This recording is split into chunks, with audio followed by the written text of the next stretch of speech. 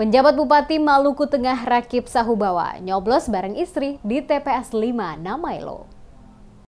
Penjabat Bupati Maluku Tengah Rakib Sahubawa bersama istri Asnawiyah Sahubawa menggunakan hak pilih mereka pada pemilihan kepala daerah atau pilkada serentak di tempat pemungutan suara TPS 5 Kelurahan Namailo, Kota Masohi pada Rabu 27 November 2024. Pasangan tersebut tiba di TPS pada pukul 9:35 waktu Indonesia Timur dan menyempatkan diri menyapa warga yang sedang mengantri untuk memberikan suara.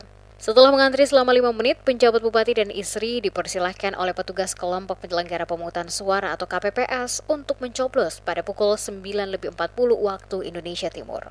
Sebelum meninggalkan TPS, Rakib Sahubawa bersama istri selanjutnya mencelupkan jari ke tinta sebagai tanda telah menggunakan hak pilih.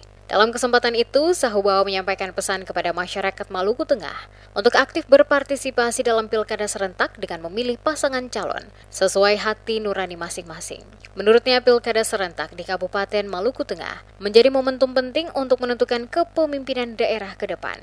Olehnya itu, partisipasi aktif masyarakat diharapkan dapat mewujudkan proses demokrasi yang damai dan bermartabat. Usai memberikan hak suara, penjabat bupati bersama Forkopimda, KPU dan Bawaslu Maluku Tengah melakukan pemantauan di sejumlah TPS untuk memastikan seluruh proses pemilihan berlangsung aman dan damai.